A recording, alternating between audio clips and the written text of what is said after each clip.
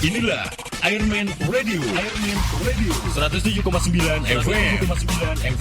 Gegar Informasi Dirgantara.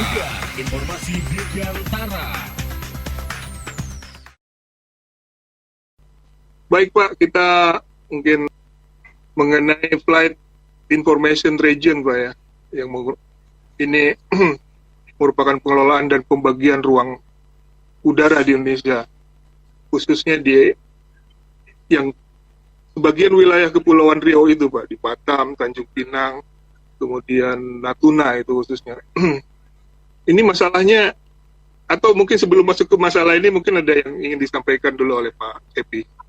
Sampai sekarang ini FIR ini kan masih dikelola atau tanda kutip dikuasai oleh Singapura Pak ya. Nah ini apa sebenarnya penyebabnya ini? Apa karena bangsa kita ini memang belum mampu mengelola atau bagaimana Pak ini? Dan bagaimana ini masalahnya itu? Iya, ini kalau cerita FIR Singapura ini panjang. Ya. Saya mulai dari yang paling awal sekali ya. Jadi kalau kita berbicara tentang daratan itu udah selesai ya. Dalam pengertian kita udah tahu sampai di mana batasnya daratan itu. Begitu juga kalau kita berbicara tentang perairan, itu juga udah selesai juga. Karena kita juga udah tahu sampai di mana sih batas perairan. Tapi begitu kita bicara tentang air and space ya, tentang udara dan ruang udara dan angkasa luar, maka sampai detik ini belum ada satu orang pun yang bisa menjawabnya. Jadi kalau kita bicara tentang daratan kita sudah selesai, perairan sudah selesai. Kalau bicara tentang udara atau dirgantara, kita mungkin baru mulai. Contoh sederhana adalah misalnya tentang penerbangan. Ya. Pesawat terbang pertama tuh baru bisa diterbangkan oleh Wright Brothers pada tahun 1903. Ya, cuman berapa tahun yang lalu. Ya. Sedangkan kalau kita berbicara tentang petualangan orang di daratan, petualangan orang di lautan, itu udah ratusan dan ribuan tahun. Ya. Kita bicara moda transportasi lah supaya mudah dimengerti. Jadi ada moda transportasi darat, laut, dan udara. Darat itu darat dan laut ini udah ratusan mungkin ribuan tahun.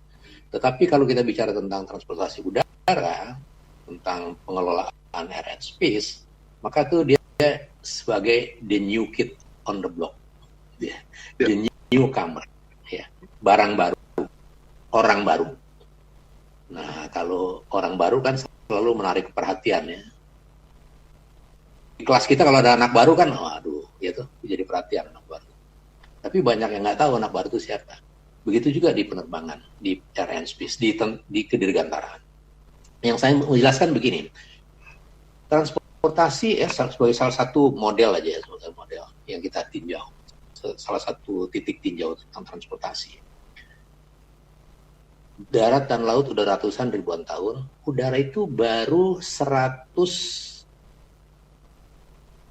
tahun. Ya, relatif perbandingannya jauh sekali.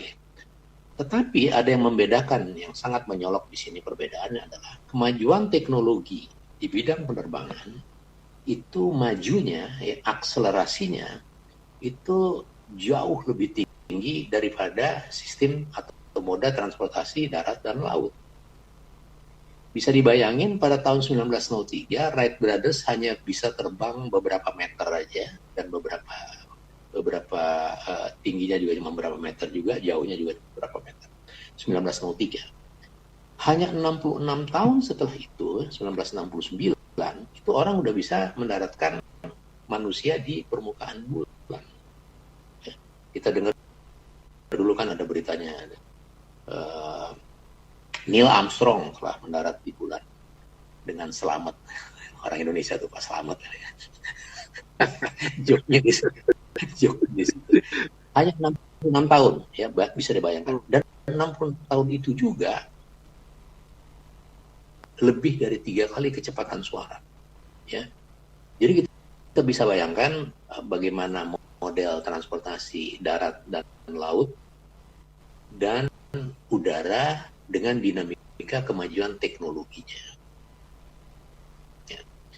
Yang ingin saya sampaikan di sini adalah itu sebabnya para ahli tentang keudaraan, para expertise yang menguasai betul tentang keudaraan, tentang kedirgantara masih sedikit. Banyak dan menyeluruh.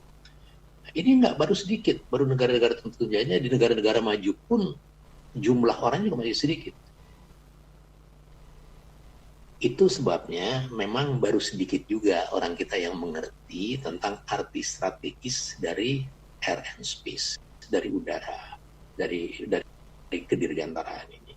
Jadi kita maklumi terlebih dahulu bahwa kalau kita bicara tentang air and space, masih banyak orang belum mengerti.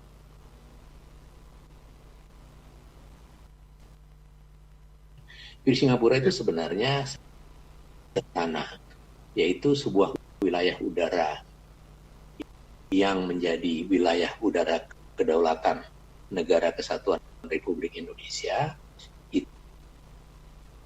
Nah, untuk menjelaskan ini, saya jelasin dulu lagi gambar besarnya dulu. Ya. Semua negara anggota PBB adalah secara otomatis menjadi negara anggota, ya, member state, bahkan sering disebut tidak hanya member state, tapi contracting state dari International Civil Aviation Organization. ICAO ya, contracting state dari ICAO, Pak. Otomatis, Pak ya? Ya, langsung. Mengapa kita perlu tinjau ICAO? Karena ICAO inilah yang bertanggung jawab, yang mengelola, yang mengorganisir secara internasional sistem transportasi udara global. Civil aviation komersial tapi ya. Nah, jadi kalau kita berbicara tentang aviation, itu kita aviation, maka kita berbicara itu sebagai subsistem dari sistem global. Ya. Nah, ini harus dipahami terlebih dahulu. Sehingga dalam aturan-aturannya, maka kita mengacu kepada aturan global atau international regulation. Nah, kembali lagi ke yang udara di wilayah Kepulauan Riau itu, ada 3 hal yang kalau kita berbicara itu orang langsung nyaut tuh 3 hal. Yang pertama mengatakan bahwa itu kan bukan urusan kedaulatan, itu kan urusan ICAO mengelolanya untuk International Civil Aviation Safety, ya. Itu. Yang kedua juga kita bilang, kita kan belum punya SDM yang setaraf dengan yang dimiliki oleh negara lain. Dan yang ketiga nih juga biasa nih karena tidak punya dana kan. Jadi 3 hal ini. Saya akan kupas satu-satu 3 hal ini. Yang pertama tentang bukan kedaulatan. Ya. Kalau letak dari wilayah udara yang dikelola oleh negara lain itu tidak berada di atas Kepulauan Riau, mungkin bisa diterima bahwa itu bukan masalah kedaulatan. Bicara wilayah udara kedaulatan, wilayah udara di atas Kepulauan Riau, maka kita tidak bisa mengatakan itu bukan urusan kedaulatan. Kalau pengelolaan penerbangannya itu berada di negara lain atau negara asing, ya. Mengapa? Karena lokasi dari perairan wilayah udara di perairan Riau itu adalah di lokasi yang namanya critical border, ya, perbatasan kritis. Dia berada di Selat Malaka. Selat Malaka itu nomor 2 terbesar arus logistik dunia itu berada di sana. Dan dia berbatasan dengan banyak beberapa negara, bukan 1-2 negara di sana. Jadi punya arti strategis. Dan dia berada di perbatasan. Banyak peperangan yang terjadi sepanjang sejarah dunia itu disebabkan oleh border dispute atau sengketa perbatasan. Nah, itu sebabnya semua negara itu menjaga perbatasannya. Ya. Analoginya adalah semua negara itu pasti menjaga keamanan perbatasannya. Kenapa? Karena jadi harus diamankan, harus dijaga. Gitu, ya. Analoginya adalah sebenarnya setiap negara tuh kepengen bikin kayak rumah itu sebagai rumah. Analoginya rumah itu kan supaya aman kan orang bikin pagar, gitu. Orang bikin Pagar, pagar iya. kan. Nah, negara juga sebenarnya begitu, dia bikin pagar. Tapi kan nggak mungkin bikin pagar negara yang sebegitu luas, apalagi pada perairan ada daratan, kan susah sekali. Akhirnya dipilih pagar yang mana yang dibangun, ya, di mana pagar-pagar itu dibangun. Nah, itu adalah pagar dari rumahnya negara Cina. Tapi kan dia nggak sekeliling perbatasannya kan. Yang pertama tuh mahal sekali dan nggak masuk akal. Yang kedua juga mubazir. Jadi dia pilih di perbatasan kritis, di critical border. Jadi bangunlah tembok Cina. Kita pernah dengar tembok Berlin misalnya, itu juga begitu. Ya. Tembok Berlin itu juga kan nggak seluruhnya Berlin itu di critical border aja. Terus kita pernah dengar Ronald Reagan membangun namanya SDI, Strategic Defense Initiative. Itu pagar imajiner. Itu juga nggak seluruh. Itu waktu itu perang dingin antara NATO dan Fakta Warsawa ya. Jadi di critical bordernya dibangun imajiner ya, pagar imajiner untuk membendung ICBM, Intercontinental ya, walaupun itu imajiner. Di perairan juga orang bikin pagar. Kalau perairan itu pagar itu dalam bentuk kekuatan lautnya misalnya dan kekuatan udara tentu saja. Ya. Dan yang paling mutakhir, Donald Trump kan mau bangun tembok di perbatasan Meksiko. Betul nggak? Ya. Kenapa? Perbatasan Meksiko adalah the critical border bagi Amerika. Critical Karena border. banyak. Jadi pagar itu memang penting, Pak ya? Oh, sangat penting. Ya, pagar di perbatasan yang kritikal. Perbatasan yang mempunyai potensi menjadi sengketa yang akan jadi perang nantinya. Kan nggak enak perang, mendingan perang itu kan dicegah. Dicegah gimana? Dijaga. Nah, di atas perairan Kepulauan Riau itulah terletak kawasan wilayah udara, ruang udara, wilayah udara kedaulatan negara Indonesia yang pengelolaannya itu berada di negara lain, bukan di kita. Akibatnya kita nggak bisa bangun pagar kan di situ. Pagar dalam konteks misalnya ada patroli laut atau patroli udara di sana. Ya, di laut mungkin bisa lah melaksanakan patroli, kita melaksanakan pengawasan dan sebagainya. Ada kegiatan-kegiatan di sana. Patroli tidak hanya patroli begitu aja kan. Patroli itu ada patroli yang operasional, ada patroli yang juga menyangkut training, ya, latihan-latihan dan sebagainya di critical border itu. Ya. Jadi sangat tidak masuk akal apabila di wilayah itu kita berikan otoritas pengaturan penerbangannya kepada negara lain. Karena kita jadi tidak leluasa untuk menjaga rumah kita sendiri. Kita mau jaga halaman kita sendiri, tapi begitu bergerak kita harus minta izin sama tetangga. Tadi Pak Cepi sebentar mengenai pengelolaan ini. Sebentar Pak ya, mengenai pengelolaan ini sejarahnya, kita bicara ke sejarahnya.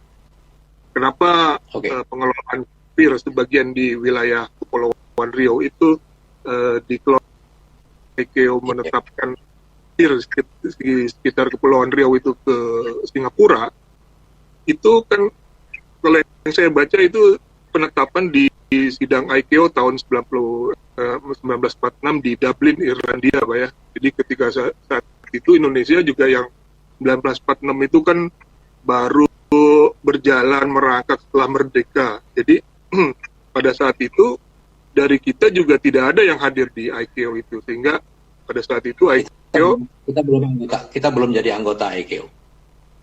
Belum jadi anggota ICAO karena belum jadi anggota PBB mungkin Pak ya. Karena kan tadi Pak bilang kalau kita anggota PBB. Yang jelas kita belum contracting state atau member state dari ICAO. Belum contracting state di ICAO. Nah, sehingga ICAO mengatakan waktu itu bahwa Indonesia belum mampu mengelola PIR di sektor A, B, dan itu. Bukan belum mampu. Pada waktu itu traffic mulai dilihat padat, harus ada yang bertanggung pemerintah kolonial Inggris di sini. Inggris, karena Singapura waktu itu masih penjajahan Inggris, Pak ya. Ya. Jadi diberikan kepada Inggris, kemudian yang mengelola blok A, B, C itu A dan B itu Singapura, kemudian blok C itu Malaysia, Pak ya. Ya, ya. Nah, artinya memang waktu itu kita juga belum berdaya dengan masalah PIR itu, Pak. Sehingga diberikan kepada yang sudah siap gitu, Singapura dalam hal ini oleh ICAO. Ini yang selalu dikembangkan bahwa kita belum mempunyai kemampuan. Sampai detik ini pun banyak orang mengatakan bahwa kita belum punya kemampuan. Jadi itu pandangan-pandangan yang inferior ya, orang-orang yang merasa rendah diri. Jadi mengatakan seperti itu.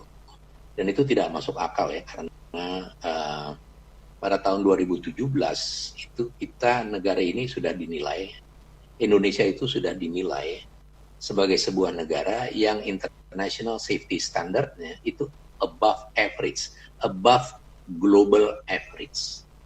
Ya, artinya penerbangan internasional itu sangat aman di sini karena above global average. Itu nilai kita pada waktu 2017. Jadi nggak sama sekali nggak ada alasan bahwa kita tidak punya kemampuan, nggak punya. Tapi kalau yang saya lihat juga Pak di timeline-nya mengenai PIR ini tahun 1973 itu Indonesia malah mendeklarasikan hak pengaturan ruang udaranya ini kepada Singapura yang kemudian disahkan oleh ICAO. Kemudian tahun 1993 itu dalam sidang ICAO di Bangkok, Thailand, Indonesia mengajukan pengambil alihan PIR tetapi ditolak oleh ICAO gitu. Nah, terus dari situ kita terus berjuang dan sampai mungkin baru tahun kemarin yang ada pembicaraan melalui Kementerian Luar Negeri. Pengelolaan PIR ke Singapura itu adalah ICAO, Pak ya? Oh iya, benar. Dan kita menyetujui. Nah, kita menyetujui. Baik, Pak. Sekarang kita masuk ke masalah tadi Bapak sudah menyebutkan ini antara masalah keselamatan dengan kedaulatan bangsa. Gitu. Ada pihak yang berpendapat ini tidak ada hubungannya dengan kedaulatan bangsa dan murni soal pengelolaan ruang udara demi keselamatan penerbangan. Namun faktanya dengan dikuasainya sebagian PIR Indonesia oleh Singapura itu, pesawat-pesawat kita itu kan harus tunduk pada pengaturan oleh Singapura, termasuk dalam hal ini pesawat-pesawat militer. Sehingga akibatnya pada saat latihan militer, entah itu Latgab TNI atau di TNI AU itu latihan puncak angkasa yuda, pesawat-pesawat kita pun harus menyesuaikan dengan pengaturan dari Singapura. Nah ini mungkin yang dimaksud di situ. Bagaimana menurut Bapak ini? Ya, jadi di awal tadi saya sudah mengatakan bahwa belum banyak orang yang mengerti tentang mengelola wilayah udara kedaulatan.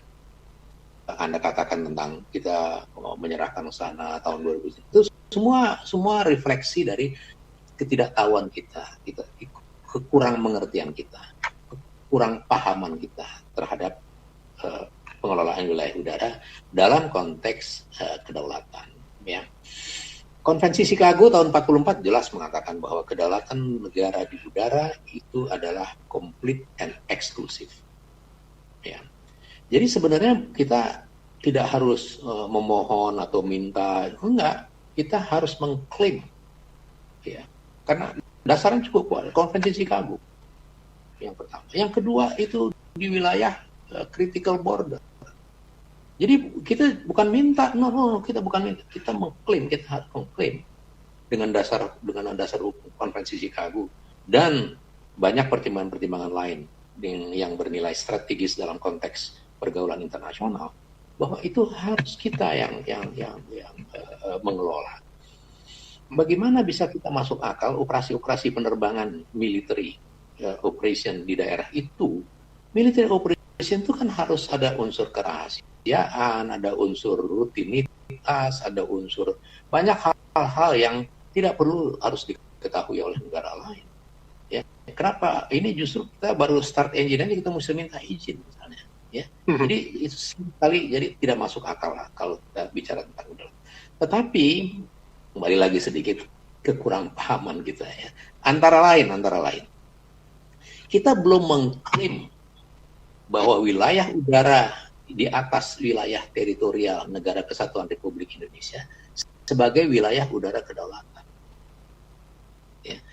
Tidak ada dasar di konstitusi pasal 33 ayat 3 itu hanya mengatakan bumi, air, dan kekayaan alam yang terkandung di dalam dikuasai oleh negara dan dipergunakan untuk sebesar-besarnya kemakmuran rakyat.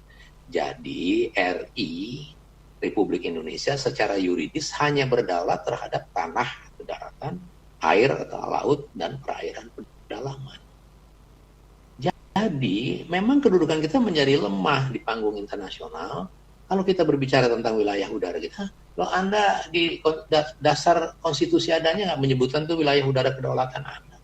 Mau ngurus. Karena tidak ada di undang-undang dasar itu, Pak ya, wilayah udara ya. Undang-undang dasar ya. Itu sudah diamandemen berapa kali dan tidak berhasil. Ya. Memang kita mengatakan bahwa wilayah udara itu sebagai wilayah udara kedaulatan misalnya di Undang-Undang Nomor 1 tahun 2009 ya, di bab 1 dan bab 4 itu dikatakan. Di Undang-Undang Nomor 6 tahun 96 juga disebutkan. Tetapi undang-undang ini kan tidak mengacu kepada undang-undang dasar, tidak mengacu kepada dasar konstitusi. Jadi nggak ada landasannya sebetulnya. Itu kelemahan yang paling mendasar dari kita. Itu juga yang saya sampaikan bahwa kekurang pahaman kita, kurang pengertian kita terhadap betapa pentingnya mengelola wilayah udara kedaulatan kita sendiri.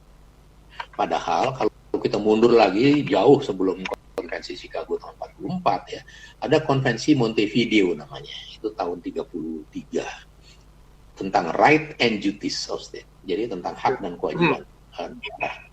Di situ disebutkan ada 4 unsur utama untuk sebuah negara itu. Yang pertama adalah wilayah tertentu, pemerintahan yang efektif, penduduk yang tetap, dan internationally recognized, diakui secara internasional. Nah, kalau kita bicara wilayah tertentu, wilayah itu kan merupakan landasan bagi adanya sebuah kedaulatan.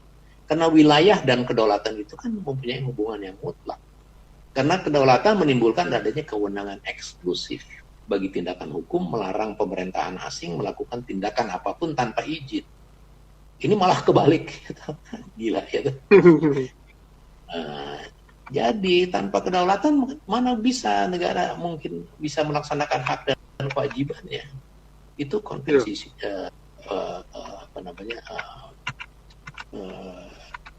Montevideo tahun 33. Tahun 44 itu lebih jelas di Konvensi Chicago. Jadi mengenai dasar dari kita berdaulat itu sangat kuat. Tetapi kita sendiri itu belum menyatakan bahwa itu wilayah udara kedaulatan kita di konstitusi kita sendiri. Jadi perlu ada amandemen lagi dong Pak ya di Undang-Undang Dasar 45. Tim dari yang saya tahu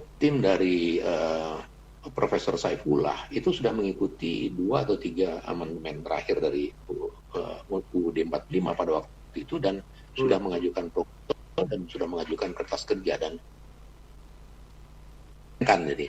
Tapi Presiden sudah memerintahkan sebenarnya untuk segera mengambil alih. Ya. Ada catatan sejarah juga pada Selasa 24 November 2015 ya. Itu beberapa waktu setelah Presiden memberikan perintah kepada Menteri Perhubungan supaya segera mengurus diri itu kembali.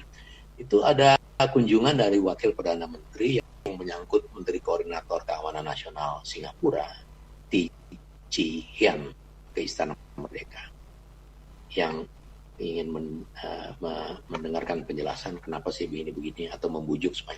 Dan pada waktu itu Presiden jelas menolak dan tetap mengatakan akan ambil alih dari Singapura. Jadi pemahaman Presiden sendiri sebenarnya sudah jelas dan tegas. Tetapi birokrasi seperti ini sampai detik ini kan kita belum mendengar perkembangannya sampai kapan. Tentunya sudah dikerjakan, kita tahu perkembangan. Tapi yang jelas Ya, mungkin sudah dikerjakan tapi belum lah. Ada lagi cerita lagi sedikit ya. Ya. Pernah dengar 911 ya? 911. Ya. Jadi setelah 911, Amerika itu sangat besar artinya ya. Kalau pernah dengar Pearl Harbor ya, waktu Amerika, pangkalan Amerika di Pasifik itu diserang di Pearl Harbor oleh Jepang, itu dikatakan dikatakan dalam bukunya Friedman di The Future of War, dikatakan itu sebagai the origin of American military failure. Kenapa? Karena dia kecolongan, dia diserang di Pearl Harbor. Nah, 911 ini disebut juga sebagai the second Pearl Harbor. Ya. Jadi the second dari the origin of American military failure. Jadi Amerika sangat terpukul dengan itu. Itu sebabnya setelah 911, Amerika kemudian merasa tidak cukup. Udah mempunyai Pentagon. Pentagon itu ada Angkatan Darat, Angkatan Laut, Angkatan Udara, Marinir, dan Coast Guard. Jadi nggak cukup, karena terjadi juga kan. Gitu. Jadi dia bikin lagi institusi yang namanya Department of Homeland Security. Ya. Itu yang bikin, wah kalau kita ke Amerika babak belur tuh waktu itu, karena diperiksa bisa. Di samping membentuk Department of Homeland Security, dia juga membentuk TSA, ya, TSA, Transportation Security Administration, ya, karena dia mengatakan itu, kenapa? Karena ternyata civil komersial itu merupakan salah satu ancaman, ya. Karena yang menyerang ternyata pesawat sipil komersial dan bukan dari luar, di dalam negeri. Ya, itu sebabnya kemudian juga mereka mereorganisasi tata cara pengaturan lalu lintas udaranya dengan menggabungkan sipil dan militer. Dia membangun namanya Civil Military Air Traffic Flow Management System. Jadi betapa mereka kemudian waspada sekali, takut sekali terhadap penerbangan sipil yang menjadi threat, yang menjadi ancaman seperti 911. Dan mereka nggak tahu apa-apa. Mereka juga kecolongan yang kedua. Nah, sementara kita penerbangan sipil yang udah nggak keruan di Cengkareng, dulu dipindahin aja ke Halim. Jadi kembali balik. Halim itu bukan sekedar pangkalannya Angkatan Udara. Di situ adalah markas besar dari Air Defense. Kita punya National Air Defense System. Yang sebenarnya itu adalah restricted area. Itu adalah kawasan terbatas. Pertahanan udara. Nah, jadi, sekali lagi ini soal pemahaman lagi. Soal knowledge lagi. Soal pemahaman tentang mengelola space. Diperlukan juga, Pak. Betul. Jadi, baik. Sekarang kita coba sapa dulu, nih ada dari yang udah masuk dari Teddy, Pak Teddy. Indonesia harus mampu membuktikan bahwa SDM kita memang mampu. Masalahnya penerbangan dunia banyak yang merasa under control Singapura lebih nyaman karena kontrolernya konsisten. Kemudian dari Geo Adi, kalau Singapura Fir pindah ke Indonesia, apakah akan digabungkan dengan Jakarta Fir atau membuat Fir baru di daerah Kepri? Kayaknya Jakarta Fir udah cukup ya. Terus mohon izin Bapak, terima kasih atas pencerahannya bahwa pengambil alihan Fir adalah upaya menegakkan kedaulatan. Sebetulnya apa yang masih mengganjal Fir di Singapura ini belum bisa diambil alih oleh Indonesia dari Panca Prawira. Tadi mungkin beberapa udah kita bahas, Pak ya. Mohon maaf apakah ini ada sesi tanya jawab, silakan kalau yang mau bertanya. Kalau bukti itu sederhana sekali. Kalau membuktikan SDM itu sangat sederhana. Penerbangan asing itu kan rebutan tuh minta slot datang ke Jakarta. Yeah. Kalau kita nggak punya kualitas, siapa yang mau datang? Kalau dibilang kita nggak aman, kan dibilang bahwa kita nggak aman. Orang takut kalau itu bisa ngatur. Orang yang minta slot penerbangan ke Indonesia rebutan. Yang kedua, ya oke lah itu. Ini kan di Singapura tuh sibuk lah. Ada Changi, Soekarno-Hatta jauh lebih sibuk daripada Changi. Ya. Jadi menurut data dari itu di kita itu ada 10.000 pergerakan, Pak ya, per Ya, per hari kalau nggak salah. jauh lebih sibuk dan jauh lebih berbahaya Soekarno-Hatta. Jauh dari dengan peralatan yang jauh juga lebih sederhana dalam tanda petik ya. Iya, iya. Tapi ingat, 2017 ICAO sendiri mengatakan bahwa faktor aviation safety di Indonesia termasuk dalam pengelolaan air traffic control-nya itu above global average. ICAO lah yang ngomong, bukan saya nih. ICAO. Sebenarnya Jadi udah kalau mencapai taraf itu, Pak ya. Oh ya, dalam kalau mau pembuktian SDM, oh itu mbahnya bukti ya. Mbahnya bukti. Dan ada pernyataan juga dari Indonesia Airnav bahwa mereka punya kemampuan untuk itu. Mereka juga udah meresearch dan udah menyiapkan diri untuk mengelola itu. Nggak ada masalah. Kalau kita sendiri yang mengatakan bahwa kita belum bisa, itu inferiority complex namanya. Ya. Kita punya kemampuan. Nah, kita punya kemampuan. Dan saya punya resep ya untuk itu gampang sekali itu, gampang sekali. Oke lah, kita tidak familiar di situ, kita belum itu mesti belajar. Terserah. Yang penting sekarang kita mau apa enggak, itu dulu yang penting. Kalau kita nggak mau, banyak alasan soalnya. Tapi kalau kita mau, tidak ada alasan. Ya, kalau kita memang mau, gampang sekali. Itu kan rumah kita, itu kan halaman rumah kita yang harus kita atur sendiri. Ya. Jadi siapapun yang ngatur itu, dia harus menghormati kan sang pemilik ini. Katakanlah kita sekarang negara lain yang mengatur. Kita kan bisa kerjasama untuk urusan penerbangan di wilayah kita yang ngatur misalnya. Radar ya, military radar, National Air Defense Radar dengan negara-negara di ASEAN itu kita bisa kerjasama kok radarnya dengan handing over di garis-garis batas negara. Kok sipil nggak bisa? Sangat tidak mungkin, tidak masuk akal. Kita kerjasama dulu misalnya, baru terus kita mengelola. No problem. Ya, jadi kalau kedaulatan itu banyak udah dana kan. Yang ketiga dana, kita nggak punya dana kan ya. Mengelola wilayah udara di atas perairan Riau itu income-nya gede banget. Bukan gede banget. Ya, artinya adalah sangat mudah mencari investor. Kita nggak perlu punya uang dulu, cari uang modal gede. Nggak perlu. Akan banyak sekali investor yang mau ngutangin dulu. Kenapa? Udah jelas. Pemasukannya udah jelas. Bisa dihitung gampang sekali. Gitu. Saya bukan ahli ekonomi, tetapi kalau begituan udah pasti nggak ada masalah.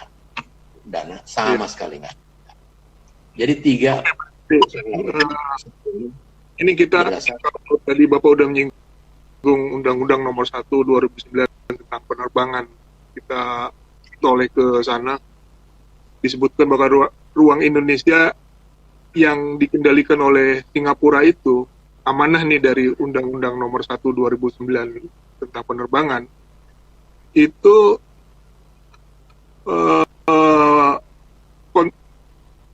target bahwa dari amanah dari undang-undang itu harus bisa diambil alih 15 tahun dari sejak diundangkan. Artinya berarti tahun 2024 lah ya.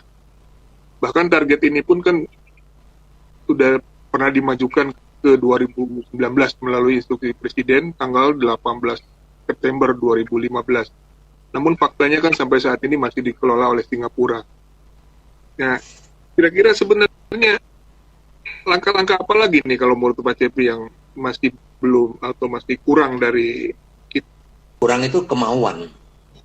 Belum terlihat ada kemauan. Ya. Yang kedua, itu kan ada duitnya ya, ada duitnya. Ya. Semua tuh kalau ada duitnya jadi susah. Kalau nggak ada duitnya gampang. Ya. Sederhananya begini. Kalau itu nggak ada duitnya, masa sih Singapura mau ngatur-ngatur itu? Ya, ngatur-ngatur halaman rumah kita ya? Ada nggak orang? Iya. Nggak ada yang mau. Betul nggak? Misalnya nggak bayar orang itu nggak bayar atau malah mesti disumbang lah. Nggak ada yang mau. Ya kan? Jadi yang saya garis bawahi ada interest di sana. Nah, kalau ada interest dalam mengelola sebuah wilayah, maka disitulah berkembang banyak penyimpangan-penyimpangan atau fenomena untuk menyimpang dari situ. Ya, menyimpang itu bisa oleh orang Singapura, bisa oleh orang kita, ya, betul nggak? Pasti ada keterlibatan kan apa namanya, tidak ada batasnya itu. Bagaimana mengelola itu? Oh, mengelola di rumah kita. Bagaimana mengelola rumah kita? Kan akan ada, walau sedikit banyak ada keterkaitan di situ. Misalnya, sebagian dari hasil fee yang harus dibayar oleh traffic yang lewat situ, itu kan sebagian dikasih ke kita. Atau semuanya, saya nggak tahu ya. Ada juga yang bilang, udahlah, Pak Japi nggak usah urus itu. Yang dari Singapura dikasih ke Indonesia itu sekitar 5 juta dolar per tahun. Itu dari blok A. Blok A saya, pengelolaan blok A saja. Saya pernah baca, tapi ya tahu kalau masalah. Tapi itu hanya sebagian kecil katanya, Pak. Saya nggak berminat lah untuk bicara tentang uang di situ. Karena saya lebih bicara tentang dignity di sini, ya, tentang martabat. Kenapa sih tentang martabat? Karena itu critical border di mana pesawat-pesawat angkatan udara yang melakukan patroli udara di situ, dia harus mempunyai kemerdekaan bergerak. Bagaimana dia harus minta izin negara lain? Itu sangat tidak bisa dimengerti bagi saya. Saya Bapak bisa dulu mengerti orang masih yang mengerti. Pak ya, waktu menerbangkan Hercules itu juga mengalami Pak itu harus lapor ke Singapura kalau ke Natuna dan sebagainya. Itu dari Batam ke Tanjung Pinang ke Natuna itu lapor Pak ya? Bukan saya aja, semua pilot Indonesia. Semua ya, sampai sekarang Pak ya? Iya. Dan saya sendiri mengetahui itu pada tahun 73. Pada waktu itu saya terbang Dakota dari Tanjung Pinang mau ke Pekanbaru, dan saya baru tahu di situ ternyata untuk flight planning itu harus disahkan oleh Singapura, dan itu saya terkejut sekali. Dan ternyata memang itu sudah berlangsung lama dan orang menganggap itu biasa. Saya nggak bisa lihat itu sebagai sesuatu yang biasa. Iya. Terkait target 2019 Pak, berdasarkan instruksi Presiden tahun 2015 itu saya punya data itu pada 12 September 2019 itu antara Indonesia dengan Singapura itu telah menandatangani kerangka nasional soal pengambil alihan PIR dari Singapura. Kemudian pada 7 Oktober 2009 itu sudah dilaksanakan pertemuan teknis antara kedua negara ini, Indonesia dan Singapura, untuk pengelolaan PIR atau pengambil alihan PIR ini yang bertahap kepada Indonesia. Tapi kita belum tahu juga update-nya ini, apalagi dengan ada masalah-masalah yang lain ya, sehingga masalah PIR ini bisa jadi ya terlupakan juga. Tapi targetnya itu 2020 itu sebagian udah mulai diserahkan secara bertahap, karena menurut Undang-Undang Nomor 1 2009 itu 15 tahun setelah diundangkan itu pengelolaan PIR itu harus sepenuhnya diambil alih oleh Indonesia gitu. Cuman ya kita belum tahu update-nya, apakah yang hasil dari pertemuan teknis tanggal 7 Oktober 2019 itu apakah sudah ada titik cerahnya untuk penyerahan pengelolaan, karena sampai saat ini pengelolaan masih oleh Singapura gitu Pak. Jadi update-nya seperti itu. Karena kalau kita tidak ingatkan pemerintah misalnya melalui media dan sebagainya, mungkin ya itu akan landai-landai aja. Sedangkan kan target dari Presiden 2015 itu 2019 harus sudah diambil alih sepenuhnya. Tapi kan ini juga terlewat juga kan Pak. Jadi artinya ternyata memang tidak semudah itu Pak ya untuk mengambil alihan pengelolaan PIR ini Pak. Iya. Kita nggak usah bicara tentang mudah atau susah ya. Kita bicara mau atau enggak dulu. Itu aja sih yang paling penting buat saya. Tapi kalau misalnya kita punya kemauan Pak, itu berarti kita harus terus Pak ya ngejar itu. Loh, sekarang kita mau makan, terus gimana kan? Kan kita harus cari makanan, kita mau makan. Logika yang sederhana aja Pak ya. Mau dulu, yang penting mau dulu. Kalau nggak mau, saya kasih contoh gini ya. Ada seorang yang namanya David Ben Gurion. Ya, David Ben Gurion. Israel. Dia tahun 48 itu mendirikan Israel. Dia bilang begini.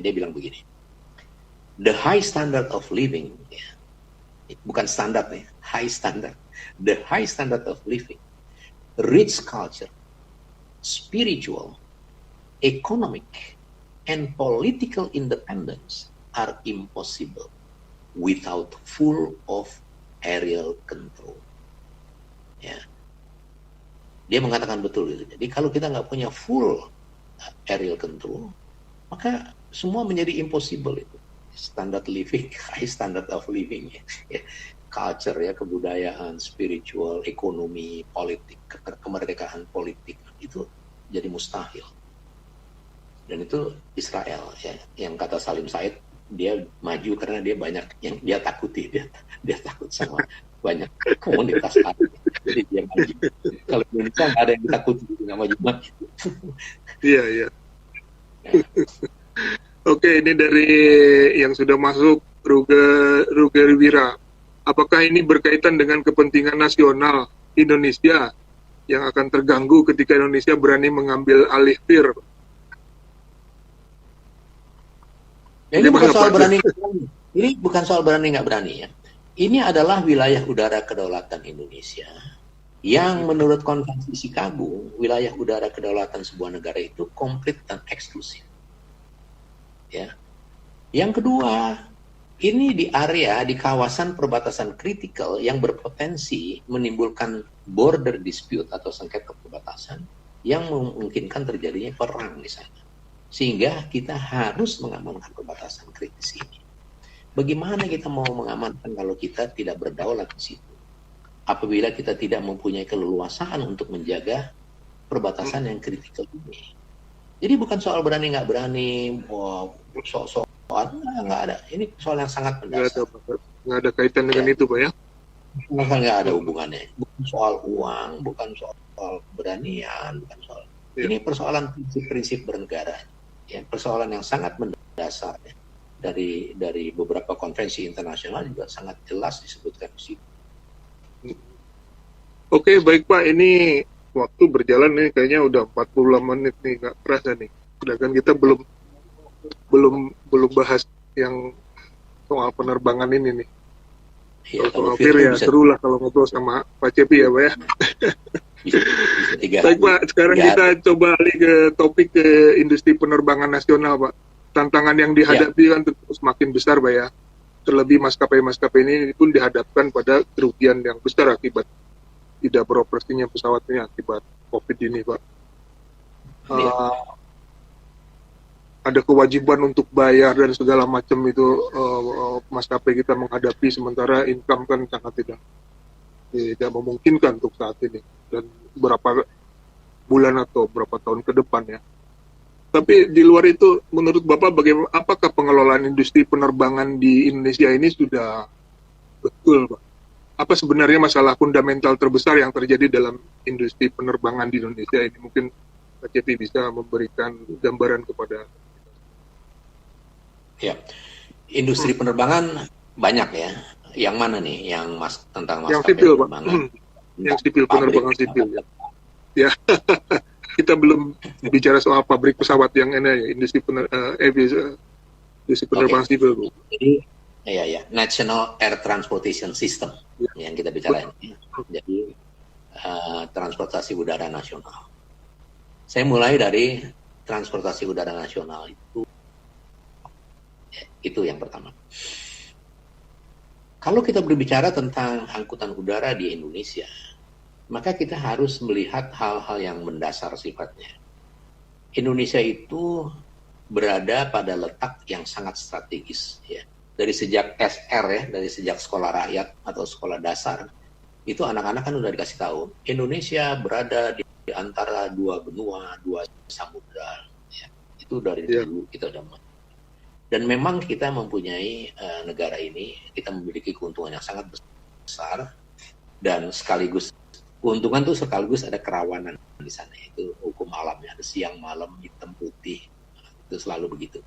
Jadi kalau kita beruntung berada di letak strategis, kita juga ada critical di sana. Jadi negara ini adalah sebuah negara yang wilayah udaranya, wilayahnya termasuk wilayah udaranya itu berada di tempat yang sangat strategis. Ya. Dalam pengertian begini, bagaimana sih strategis? Bagaimana sih? Dia menjadi pelintasan, ya, orang dari utara selatan, dari timur ke barat. Orang-orang dari utara mau ke selatan ke Australia, dari Eropa, Amerika mau ke Australia, dari Australia mau ke Asia dan Eropa, dan itu melintasi wilayah udara kedaulatan kita. Ya. Dan kalau kita mendengar dalam 10-20 tahun terakhir bahwa the world economic growth, ya, pertumbuhan ekonomi dunia itu shifting, berpindah dari Atlantik ke Indian and Pacific Ocean, dari wilayah Samudra Atlantik ke wilayah Pasifik. Salah satu primadona dari pertumbuhan ekonomi global adalah air transportation system. Ya. Itu sebabnya kemudian pertumbuhan transportasi udara di Pasifik ini tinggi. Dan kalau tinggi pertumbuhannya di Pasifik, maka itu sangat menyangkut wilayah udara kedaulatan kita. Ya. Kita bayangin kalau kita tutup wilayah udara kedaulatan kita ini, maka orang ke Australia itu susah banget, dia mesti muter di kutub selatan dan sebagainya. Ya. Iya. Kan Perdana Menteri Israel kan berapa tahun yang lalu dia mau ke Australia. Iya, pernah muter, ya, nggak jauh. Nah, nggak punya hubungan diplomatik dengan kita. Diplomatik dengan Indonesia. Iya. Yang memberi izin. Sekali melintasi wilayah udara kedaulatan kita. Banyak sekali. Kenapa? Karena persimpangan jalan. Kita di persimpangan jalan.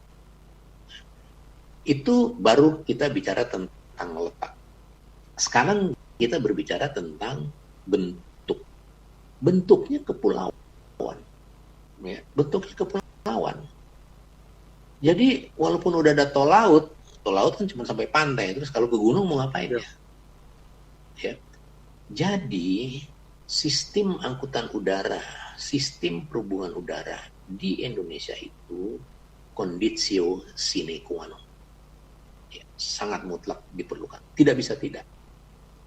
Ya, kita membutuhkan itu.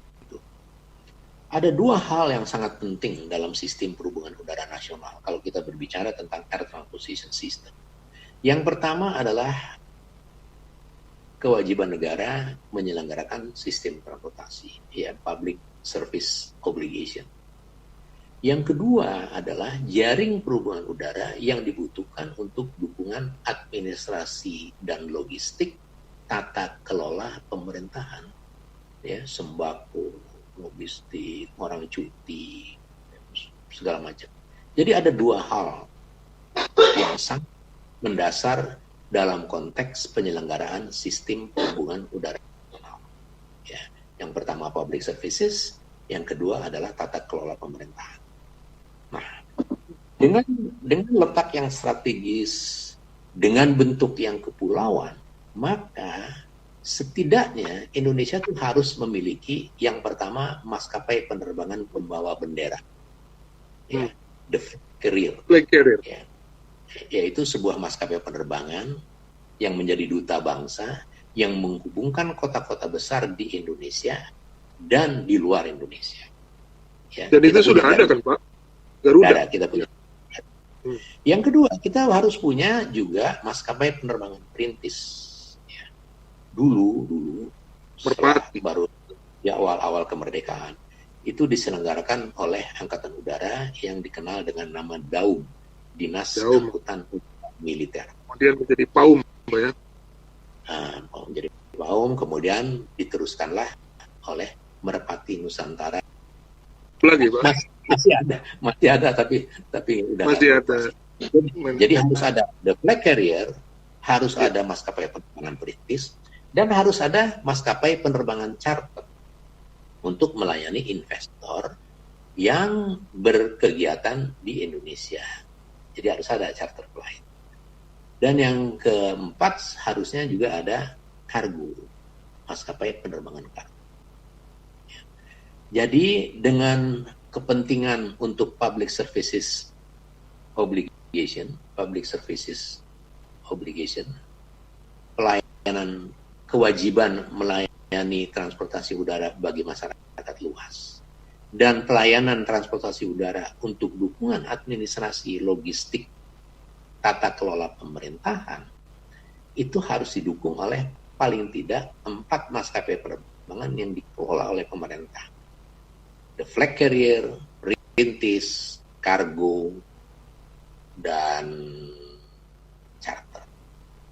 Dan itu semua harus dimiliki oleh negara, Pak? Harus di sela-selanya, karena negara kan terbatas ya. Nah, di sela-selanya diberikanlah kepada swasta. Ya. Kenapa harus? Kita sekarang mengalami permasalahan dengan COVID-19. Tidak akan ada maskapai yang bisa dapat keuntungan dengan kondisi yang seperti ini. Nggak bakalan. Ya, ada lockdown, ada segala macam. Nggak ada lagi rute gemuk, rute urut, nggak ada lagi. Nggak bisa untung. Lagi cuman kalau yang mau nerbangin. Nggak mungkin. Jadi, nah, kita nggak bisa maksa swasta untuk itu. Itu sebabnya harus ada maskapai milik negara. Maksa dalam pengertian, dia tetap bisa berjalan dengan subsidi pemerintah. Kita kan nggak bisa. Sebaliknya juga, apabila itu dikuasai oleh pihak swasta, nanti kan pihak swasta yang bisa mendikte pemerintah. Dia bisa ngancam, kan, gue nggak terbangin nih, bubar lu. Kan bisa begitu juga. Jadi itu hubungan interrelationship dari bagaimana mengelola wilayah udara kedaulatan dalam satu perspektif, yaitu mengelola air transportation sistem transportasi udara nasional. Kemudian Pak, kami mau tanya juga mengenai pendapat Bapak mengenai PT Dirgantara Indonesia, Pak. Itu satu-satunya bahkan industri kedirgantaraan kita ini. Menurut Bapak ini bagaimana nih PT DI sekarang, dan mungkin ada masukan apa yang perlu dikembangkan agar industri pesawat kebanggaan kita ini tetap eksis dan maju, Pak? Mungkin Bapak ada saran-saran atau sumbang saran gitu. Ya, PT DI sebenarnya sudah memulai dengan baik pada beberapa waktu yang lalu, yaitu memproduksi CN235. Ya. Kenapa saya katakan baik? Karena pabrik pesawat terbang itu kalau mau maju, ya, dia kan kapitalnya tinggi ya, jadi dia pasti harus dengan subsidi pemerintah. Dan sudah bagus, jadi karena setiap pabrik pesawat itu harus memiliki produk unggulan, ya, produk unggulan sebagai bread and butter-nya lah. Karena dia kan nggak bisa seterusnya menerima subsidi pemerintah yang besar, jadi harus bisa mandiri, pelan-pelan dia harus bisa mandiri. Bagaimana mandirinya? Mandiri itu kalau dia punya produk unggulan. Produk unggulan itu bagaimana sih? Produk unggulan itu adalah sebuah produk dari sebuah pabrik yang dimiliki sebuah negara, yang produknya itu digunakan oleh negaranya itu sebagai backbone, sebagai tulang punggung. CN235 dalam pengertian diproduksilah output produknya itu satu skadron CN235 untuk angkatan udara, dan 11 atau 12 pesawat, 12 pesawat kalau nggak salah itu dipakai oleh Merpati Nusantara Airlines. Iya. Nah, sayangnya ini tidak berlanjut karena PT DI pada waktu itu terlalu banyak keinginannya ya. Jadi 235 baru masuk pasar, harus dikembangkan, sebenarnya perlu waktu yang cukup untuk menjadi produk unggulan dan menjadi sumber pemasukan yang rutin. Tetapi udah mulai ke N250, ke N2130, jadi tidak terlihat fokusnya di sana. Dan marketing strateginya juga tidak terlihat di sana. Misalnya orang yang membeli itu beli spare partnya kemudian jadi sulit dan sebagainya. Intinya adalah dia start udah bagus, ada Ya. military version dipakai oleh Angkatan Udara, dan civilian version yang dipakai oleh maskapai penerbangan perintis. Ya. Kita belum bicara tentang desain, ya. Kita baru bicara tentang produknya aja dulu. Ya, ya. Dengan dua kebutuhan produk yang berhasil diproduksi dan digunakan oleh militer dan sipil, maka itu memberikan kepercayaan yang besar bagi banyak sekali negara-negara yang beli, dan cukup membanggakan CN235 itu beberapa negara malahan dipakai untuk kepala negaranya misalnya. Iya, ya itu. Sebagai VIP misalnya di Korea Selatan, VIP. di Malaysia, dan banyak lagi itu. Nah, sayangnya kita tidak konsisten. Jadi kita memproduksi itu yang di Angkatan Udara sekarang udah nggak ada lagi Skadron 235, yang di Merpati boro-boro pesawatnya, Merpatinya udah nggak ada gitu. Nah, 235 mungkin masih jadi, ada beberapa di Skadron Udara 27, Pak. Ya, dalam pengertian pengembangannya di awal itu dia menjadi satu skadron CN235, ya. Dan military version itu bagus sekali sebenarnya. Saya nggak tahu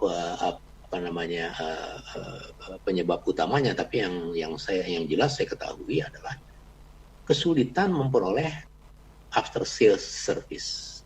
Ya. Kesulitan memperoleh spare part yang dibutuhkan pada jam-jam tertentu yang harus diganti, itu sulit. Tidak hanya kita, negara-negara lain juga banyak mengeluhkan persoalan itu. Ya, ya. Persoalannya adalah kan PTDI itu terbatas, pabriknya berapa sih ya? Production assembly line-nya itu kan ya di Husen itu kan kecil sekali ya. Jadi kalau dia konsentrasi aja satu dulu lah gitu. Ini kan mau dibikin semua pesawat mau dibikin di situ ya. Dan orangnya juga terbatas, fasilitas juga terbatas ya. Ada produksi yang sudah mulai bagus di pasar kan, maksudnya konsentrasi itu dulu baru dikembangkan yang lain. Nah, ini persoalan konsistensi, prioritas dan konsentrasi itu, Pak ya. Mungkin ke satu produk dulu sampai sukses, ya, sampai kan sudah bilang. Ya kan saya udah bilang, kemajuan teknologi di bidang penerbangan itu sangat cepat, ya, sangat cepat. Jadi kalau kita cuma begitu-begitu aja nggak bisa, kita harus mengejar. Satu lagi, kita juga nggak punya R&D ya, di industri penerbangan ini yang bisa dibanggakan, bisa diandalkan untuk bikin roadmap pabrik pesawat terbang. Itu kan berlomba ya. Kalau kita lihat yang belakangan inilah, misalnya Boeing sama Airbus itu kan berlomba ya. Sebentar dia cepet-cepetan bikin Concorde, sebentar bikin gede-gedean, bikin A380 ya. Sekarang atau bikin irit-iritan kan itu hasil R&D loh. Itu bukan lihat di pasar terus bikin itu, bukan, itu R&D itu. Ya. Jadi kalau kita bisa bayangkan itu. Dan kalau kita punya kemampuan yang terbatas, baru satu aja baru mau laku, kemudian kita mau bikin pesawat yang lain lagi, udah terpecah. Nggak mungkin kita bisa maju dan agak sulit. Jadi kalau sekarang itu udah berapa tahun? N219 sampai sekarang nggak jadi. N219. Iya. Itu sebetulnya aircraft of choice, itu sebetulnya itulah pilihan yang tepat sebenarnya. Kenapa? Karena infrastruktur penerbangan kita pada umumnya lebih dari separuh di negeri ini itu memang baru bisa mampu melayani pesawat-pesawat sekelas N219. Sehingga kalau kita mulai dengan pesawat-pesawat sekelas itu, maka berkembangnya akan bagus ya, dari kecil ke besar. Tapi kita memperkosa semua infrastruktur kita dengan mendatangkan ratusan pesawat Boeing 737. Sehingga infrastruktur yang terbatas itu dipaksa untuk bisa menerima Boeing 737. Dan itu akibatnya kita alami sekarang ini. Ya. Jadi sekali lagi master plan dari roadmap industri strategis kita itu belum ada. Kita belum melihat itu. Andai kata ada pun kita belum mengimplementasikannya dengan baik. Dan belum juga menggunakan institusi R&D ya, research and development ya, penelitian dan pengembangan dalam konteks industri penerbangan secara nasional.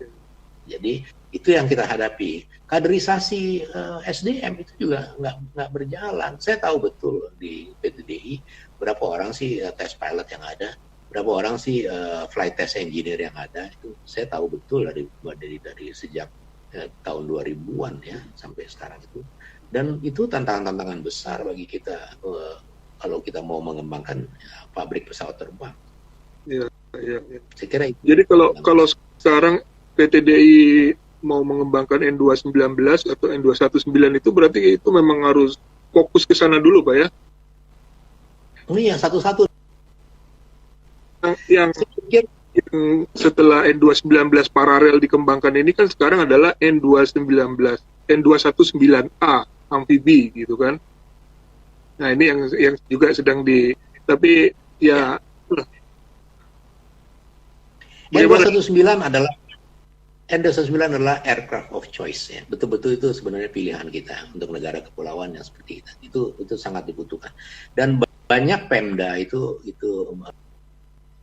mengeluhkan kepada saya untuk bagaimana mereka bisa punya angkutan dari dalam kabupaten-kabupaten sendiri atau provinsi. Saya berbicara dengan beberapa gubernur, balas saya pernah berbicara dengan pimpinan DPD untuk mengatasi dalam pengembangan N219, dan itu adalah pilihan yang tepat sebenarnya. Yang kedua, kalau kita bicara tentang amfibi, itu juga sebenarnya ya, dari orang Belanda aja tuh kan banyak pakai pesawat amfibi. Tetapi kita nggak bisa melihat bahwa amfibi oke, kita pakai karena itu murah, nggak perlu airport, tapi tidak semudah itu ya. Kemarin dalam satu diskusi industri strategis penerbangan itu dikemukakan oleh expert tentang pesawat amfibi. Jangan dikira kalau habis kita bikin tuh selesai begitu aja.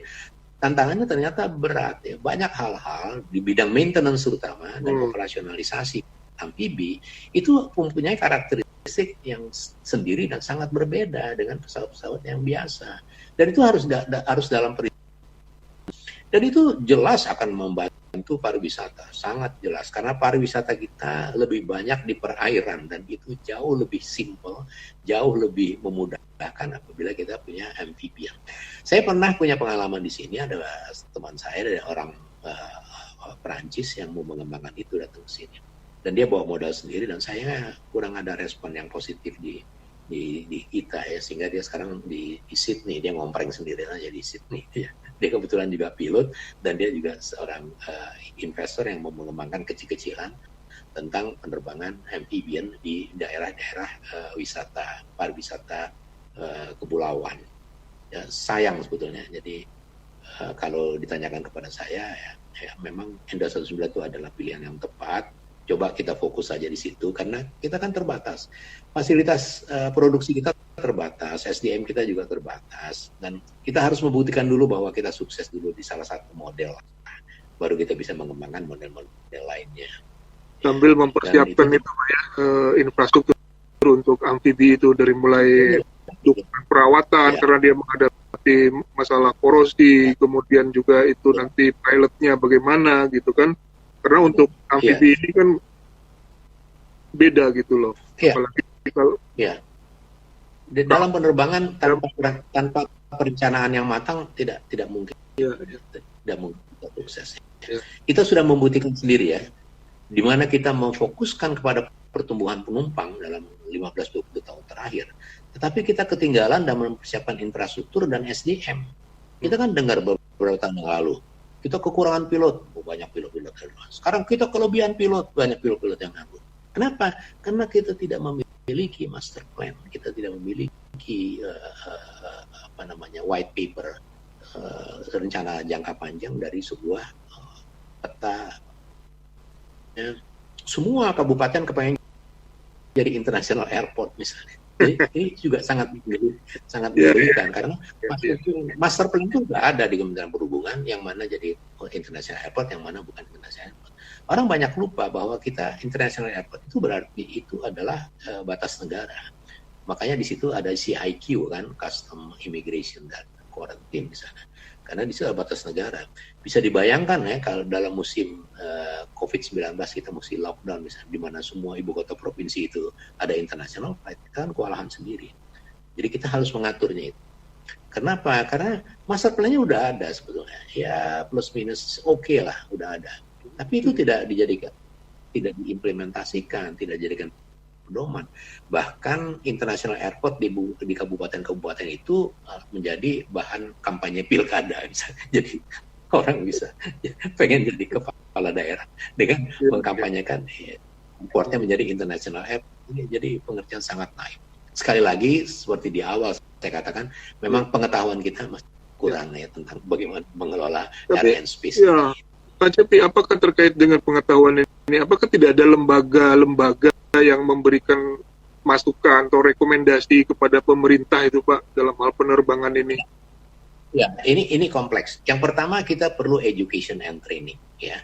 Program master degree di bidang aviation dan bidang airlines, market dan sebagainya itu juga belum ada. Kemarin saya udah mensponsori dengan Coventry University di Inggris dengan UI pada waktu itu udah bisa berjalan, tapi juga sekarang saya nggak tahu lagi bagaimana perkembangannya. Itu tentang pendidikan dan latihan.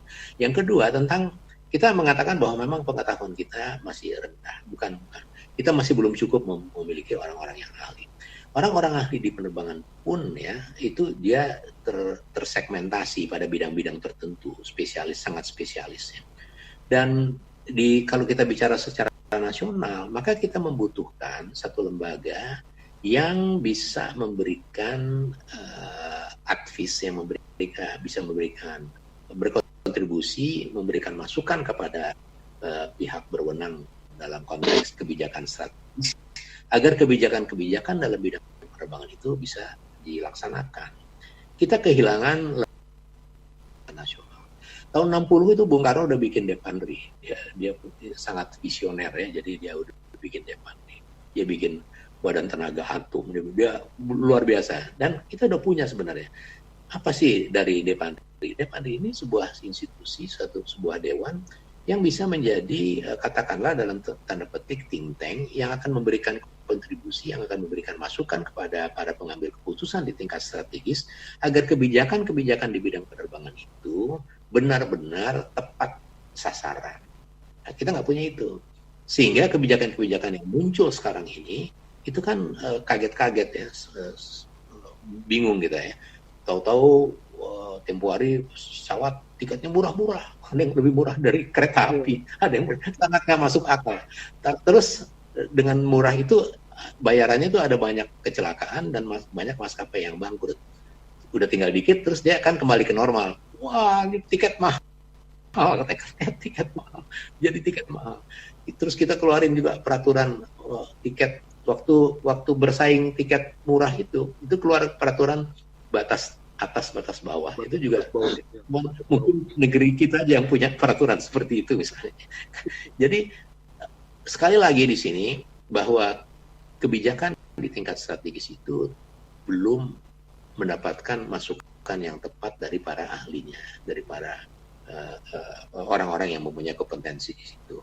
Sementara orang-orang berbisnis juga knowledge-nya masih belum memiliki satu knowledge yang up to date, sehingga terjadilah persaingan-persaingan yang tidak sehat seperti adu murah-murahan dan sebagainya, rebutan rute gemuk.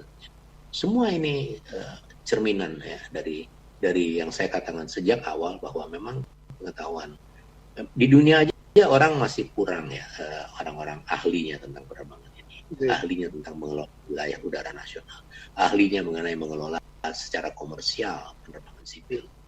Jadi ini tantangan berat, education and training, research and development, dan think tank. Saya kira itu tiga hal yang harus jadi perlu Pak ya, ada lembaga lagi seperti Depanri itu dihidupkan lagi, perlu ya Pak ya?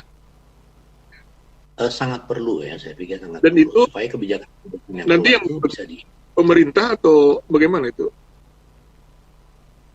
Ya itu institusi pemerintah, ya, non departemen ya. Karena memikirkan tentang air and space itu, memikirkan tentang penerbangan itu tidak cukup orang hanya memikirkan tentang penerbangan sipil, karena ada penerbangan yang bukan sipil di situ. Ada faktor-faktor penerbangan, pengelolaan wilayah udara kedaulatan dengan kegiatan penerbangan dalam konteks prosperity dan juga dalam konteks national security. Bagaimana dalam konteks kita untuk mensejahterakan masyarakat banyak, tetapi harus balance dengan bagaimana kegiatan-kegiatan pertahanan keamanan negara. Nah, hal-hal ini seperti ini kemudian yang menjadi rancu. Pernah dengar kan, wah, Cengkareng meludak, wah, bubar, apa namanya, amburadul nggak keruanan, delay sampai 12 jam, terus pindahin aja ke Halim, pindah ke Halim. Betul ya. Nanti kita bisa bicara banyak. Jadi masih banyak yang bisa dibicarakan, Pak ya. Ya, banyak sekali. Tapi sekali lagi, tidak pembicara-pembicara ini, kita tidak harus kemudian menyalahkan siapa-siapa. Kita harus menginventarisir ini, kemudian mencari solusi bersama, dan ini kita mempunyai tanggung jawab bersama untuk sama-sama melangkah. Perlu ada sinergi, Pak ya. Harus, saya kira harus. Kita harus, yang penting di sini platformnya kita harus berpikir positif. Itu dulu. Baik, Pak Cepi, terima kasih banyak atas masukan-masukan yang sangat berharga dari Bapak ini. Semoga bermanfaat untuk kita semua dan juga untuk negara. Terakhir, Pak, ini karena waktunya nanti kalau tidak di-stop nih kita bisa lama sekali. Pembicaraan kita bisa lama sekali gitu. Kasihan nanti Pak Cepi untuk mau istirahat juga. Mungkin Pak, yang terakhir dari Bapak ini kan sering mengatakan ya bahwa ya tepatnya mungkin nanti kalimatnya dari Bapak itu yang paling tahu bahwa nenek moyang kita itu orang pelaut, tapi cucu dan cicit kita ini insan dirgantara. Jadi sebenarnya pesan-pesan yang apa yang ingin Bapak sampaikan kepada generasi muda ini, Pak Cepi? Saya sampaikan tadi, kembali dari awal tadi, saya mengakhiri juga dengan yang awal tadi. Kalau kita berbicara tentang daratan, kita sudah selesai, kita tahu sampai di mana limitnya. Perairan juga begitu, tapi udara kita belum tahu di mana batasnya. Artinya adalah air and space is our future. Ya, itu adalah masa depan kita. Sekarang kan orang sudah berlomba-lomba bagaimana mengatur ruang udara, mengatur ruang angkasa, mengatur angkasa luar. Ya.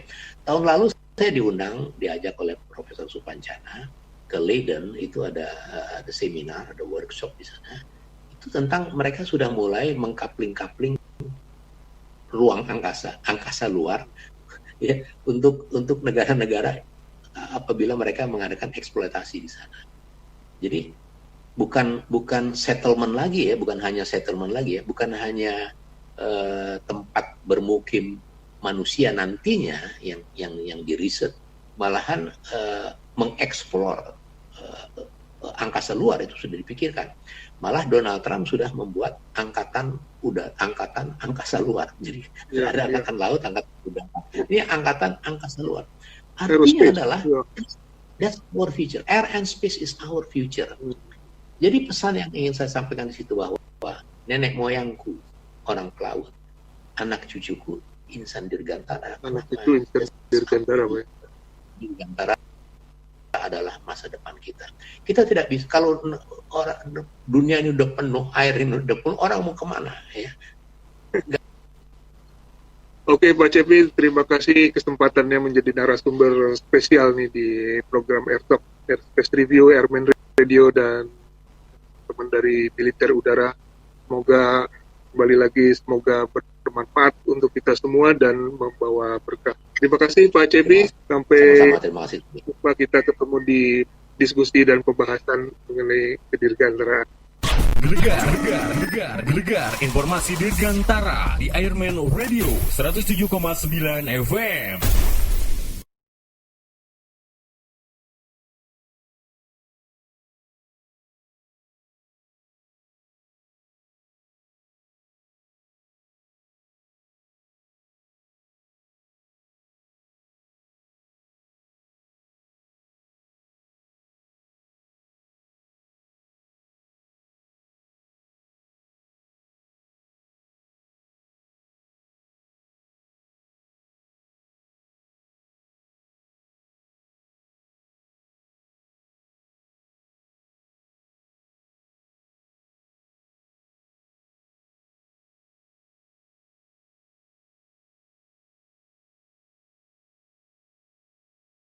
Kemudian Pak, kami mau tanya juga mengenai pendapat Bapak mengenai PT Dirgantara Indonesia, Pak. Itu salah satu-satunya bahkan industri kedirgantaraan kita ini.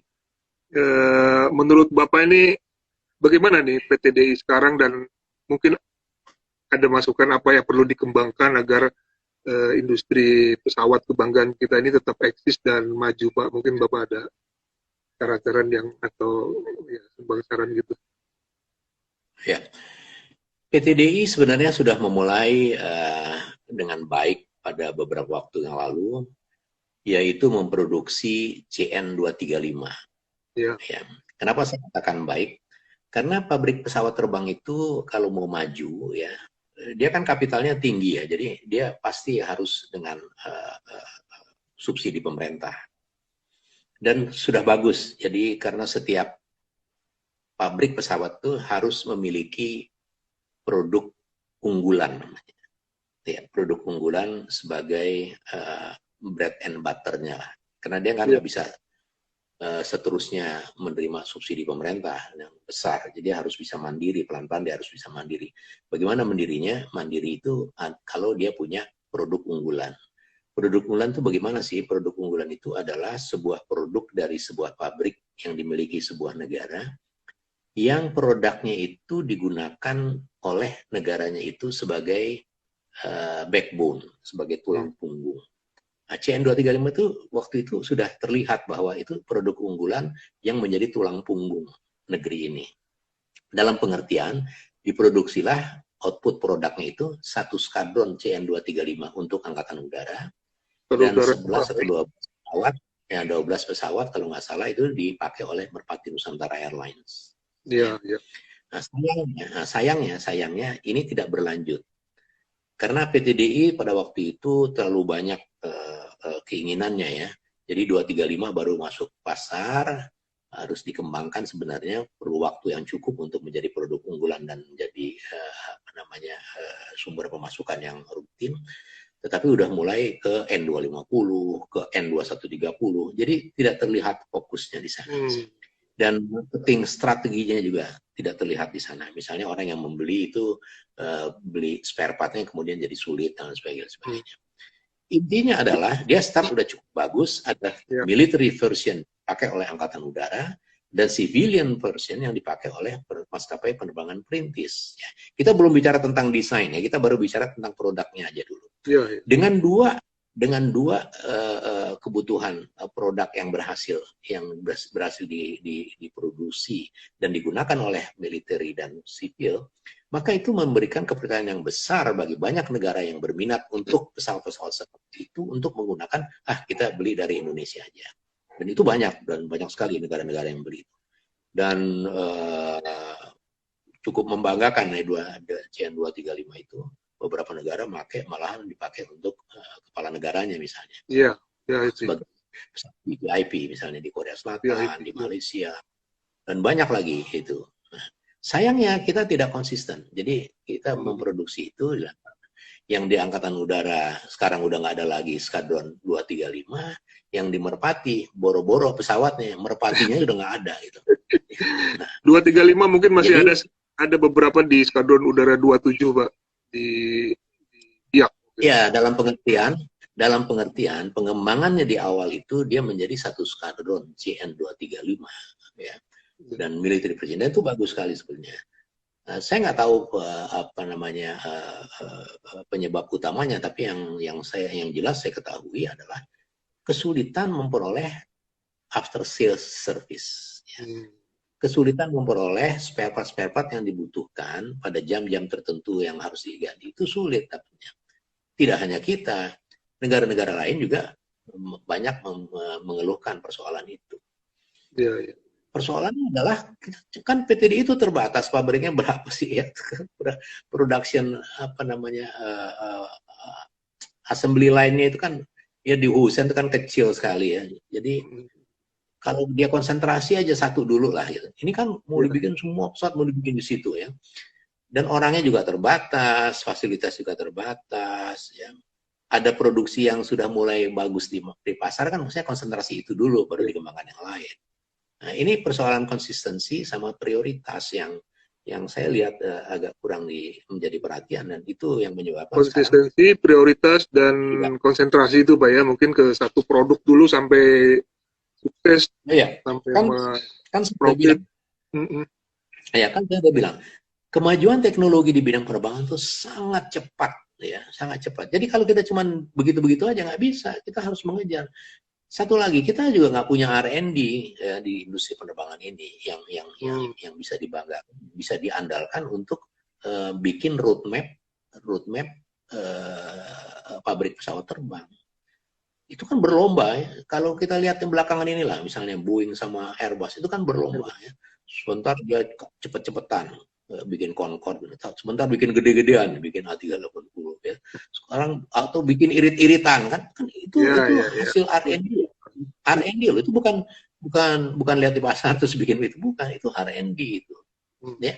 Jadi kalau kita bisa bayangkan itu, dan kalau kita punya kemampuan yang terbatas, baru satu aja baru mau laku, kemudian kita mau bikin pesawat yang lain lagi, udah terpecah, nggak mungkin kita bisa maju dan ini agak sulit. Jadi kalau N219 itu udah berapa tahun? N219 sampai sekarang nggak jadi. N219. Iya. Itu sebetulnya aircraft of choice, itu sebetulnya itulah pilihan yang tepat sebenarnya. Kenapa? Karena infrastruktur penerbangan kita pada umumnya lebih dari separuh di negeri ini itu memang baru bisa mampu melayani pesawat-pesawat sekelas N219. Sehingga kalau kita mulai dengan pesawat-pesawat sekelas itu, maka berkembangnya akan bagus ya, dari kecil ke besar. Tapi kita enggak, kita memperkosa semua infrastruktur kita dengan mendatangkan ratusan pesawat Boeing 737. Sehingga infrastruktur yang terbatas itu dipaksa untuk bisa menerima Boeing 737. Dan itu akibatnya kita alami sekarang ini. Ya. Jadi sekali lagi, master plan dari roadmap industri strategis kita itu belum ada. Kita belum melihat itu. Andai kata ada pun kita belum mengimplementasikannya dengan baik. Dan belum juga menggunakan institusi R&D ya, research and development ya, penelitian dan pengembangan dalam konteks industri penerbangan secara nasional.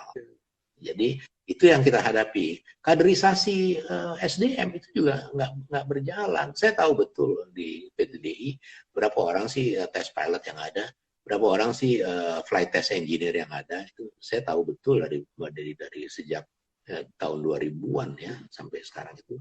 Dan itu tantangan-tantangan besar bagi kita kalau kita mau mengembangkan pabrik pesawat terbang. Iya. Saya kira itu. Jadi kalau sekarang PTDI mau mengembangkan N219 atau N219 itu berarti itu memang harus fokus ke sana dulu, Pak ya? Oh iya, satu-satu dong. Ini saya udah dengar, udah ada lagi nih ide bikin N berapa itu. Jadi yang setelah N219 paralel dikembangkan ini kan sekarang adalah N219A amfibi gitu kan. Nah, ini yang juga sedang tapi ya. N219 adalah aircraft of choice ya. Betul-betul itu sebenarnya pilihan kita untuk negara kepulauan yang seperti itu. Itu sangat dibutuhkan. Dan banyak Pemda itu mengeluhkan kepada saya untuk bagaimana mereka bisa punya angkutan di dalam kabupaten-kabupaten sendiri atau provinsi. Saya berbicara dengan beberapa gubernur, bahkan saya pernah berbicara dengan pimpinan DPD untuk mengatasi dalam pengembangan N219, dan itu adalah pilihan yang tepat sebenarnya. Yang kedua, kalau kita bicara tentang amfibi, itu juga sebenarnya ya, dari orang Belanda aja tuh kan banyak pakai pesawat amfibi. Tetapi kita nggak bisa melihat bahwa amfibi oke, kita pakai karena itu murah, nggak perlu airport, ada sebagainya. Tapi tidak semudah itu ya. Kemarin dalam satu diskusi industri strategis penerbangan itu dikemukakan oleh expert tentang pesawat amfibi. Jangan dikira kalau habis kita bikin tuh selesai begitu aja. Tantangannya ternyata berat ya. Banyak hal-hal di bidang maintenance terutama dan operasionalisasi amfibi itu mempunyai karakteristik yang sendiri dan sangat berbeda dengan pesawat-pesawat yang biasa. Dan itu harus dalam perhitungan yang matang kalau kita memang memulai benar-benar kita memang memulai pengembangan pesawat amfibi. Dan itu jelas akan membantu pariwisata, sangat jelas. Karena pariwisata kita lebih banyak di perairan dan itu jauh lebih simple, jauh lebih memudahkan apabila kita punya amphibian. Saya pernah punya pengalaman di sini, ada teman saya dari orang Perancis yang mau mengembangkan itu datang ke sini. Dan dia bawa modal sendiri dan saya kurang ada respon yang positif di kita ya, sehingga dia sekarang di Sydney, dia ngompreng sendiri aja di Sydney. Dia kebetulan juga pilot dan dia juga seorang investor yang mau mengembangkan kecil-kecilan tentang penerbangan amphibian di daerah-daerah pariwisata kepulauan. Ya, sayang sebetulnya. Jadi kalau ditanyakan kepada saya ya memang Enda 109 itu adalah pilihan yang tepat. Coba kita fokus saja di situ karena kita kan terbatas. Fasilitas produksi kita terbatas, SDM kita juga terbatas dan kita harus membuktikan dulu bahwa kita sukses dulu di salah satu model lah. Baru kita bisa mengembangkan model-model lainnya. Sambil mempersiapkan itu Pak ya, infrastruktur untuk amfibi itu dari mulai perawatan karena dia menghadapi masalah korosi, kemudian juga itu nanti pilotnya bagaimana gitu kan. Karena untuk amfibi ini kan beda gitu loh. Apalagi kalau dalam penerbangan tanpa perencanaan yang matang tidak mungkin tidak mungkin kita sukses ya. Kita sudah membuktikan sendiri ya, di mana kita memfokuskan kepada pertumbuhan penumpang dalam 15-20 tahun terakhir. Tetapi kita ketinggalan dalam mempersiapkan infrastruktur dan SDM. Kita kan dengar beberapa tahun yang lalu, kita kekurangan pilot, banyak pilot-pilot. Sekarang kita kelebihan pilot, banyak pilot-pilot yang nganggur. Kenapa? Karena kita tidak memiliki master plan, kita tidak memiliki white paper, rencana jangka panjang dari sebuah peta perkembangan air transportation secara nasional. Kita tahu-tahu dengar misalnya semua kabupaten kepengen jadi international airport misalnya. Ini juga sangat menyedihkan karena master plan itu nggak ada di Kementerian Perhubungan yang mana jadi international airport, yang mana bukan international airport. Orang banyak lupa bahwa kita international airport itu berarti itu adalah batas negara. Makanya di situ ada CIQ kan, Custom Immigration dan Quarantine di sana. Karena di situ ada batas negara. Bisa dibayangkan ya kalau dalam musim COVID-19 kita mesti lockdown misalnya, di mana semua ibu kota provinsi itu ada international flight, kita kan kewalahan sendiri. Jadi kita harus mengaturnya itu. Kenapa? Karena master plan-nya udah ada sebetulnya. Ya plus minus oke lah, udah ada. Tapi itu tidak diimplementasikan, tidak dijadikan pedoman. Bahkan international airport di kabupaten-kabupaten itu menjadi bahan kampanye pilkada misalnya. Jadi orang bisa pengen jadi kepala daerah dengan mengkampanyekan airportnya menjadi international airport. Ini jadi pengertian sangat naif. Sekali lagi seperti di awal saya katakan, memang pengetahuan kita masih kurang ya tentang bagaimana mengelola air and space. Pak Cepi, apakah terkait dengan pengetahuan ini, apakah tidak ada lembaga-lembaga yang memberikan masukan atau rekomendasi kepada pemerintah itu Pak dalam hal penerbangan ini? Ya, ini kompleks. Yang pertama kita perlu education and training ya. Program master degree di bidang aviation dan bidang airlines, market dan sebagainya itu juga belum ada. Kemarin saya sudah mensponsori dengan Coventry University di Inggris dengan UI pada waktu itu udah bisa berjalan, tapi juga sekarang saya nggak tahu lagi bagaimana perkembangannya. Itu tentang pendidikan dan latihan. Yang kedua tentang kita mengatakan bahwa memang pengetahuan kita masih rendah, bukan. Kita masih belum cukup memiliki orang-orang yang ahli. Orang-orang ahli di penerbangan pun ya itu dia tersegmentasi pada bidang-bidang tertentu, spesialis, sangat spesialis ya. Dan kalau kita bicara secara nasional, maka kita membutuhkan satu lembaga yang bisa memberikan advice, yang bisa memberikan berkontribusi, memberikan masukan kepada pihak berwenang dalam konteks kebijakan strategis, agar kebijakan-kebijakan dalam bidang penerbangan itu bisa dilaksanakan. Kita kehilangan lembaga yang namanya DEPANRI, ya, Dewan Penerbangan dan Antariksa Nasional. Tahun 60 itu Bung Karno udah bikin DEPANRI. Ya, dia sangat visioner ya, jadi dia udah bikin DEPANRI. Dia bikin Badan Tenaga Atom. Dia luar biasa. Dan kita udah punya sebenarnya. Apa sih dari DEPANRI? DEPANRI ini sebuah institusi, sebuah dewan yang bisa menjadi katakanlah dalam tanda petik think tank yang akan memberikan kontribusi, yang akan memberikan masukan kepada para pengambil keputusan di tingkat strategis agar kebijakan-kebijakan di bidang penerbangan itu benar-benar tepat sasaran. Nah, kita nggak punya itu. Sehingga kebijakan-kebijakan yang muncul sekarang ini itu kan kaget-kaget ya, bingung gitu ya. Tahu-tahu tempo hari pesawat tiketnya murah-murah, ada yang lebih murah dari kereta api, ada yang sangat nggak masuk akal. Terus dengan murah itu bayarannya itu ada banyak kecelakaan dan banyak maskapai yang bangkrut. Udah tinggal dikit terus dia akan kembali ke normal. Wah, ini tiket mahal, katanya tiket mahal, jadi tiket mahal. Terus kita keluarin juga peraturan tiket waktu bersaing tiket murah itu keluar peraturan batas atas batas bawah. Itu juga mungkin negeri kita aja yang punya peraturan seperti itu misalnya. Jadi sekali lagi di sini bahwa kebijakan di tingkat strategis itu belum mendapatkan masukan yang tepat dari para ahlinya, dari para orang-orang yang mempunyai kompetensi di situ.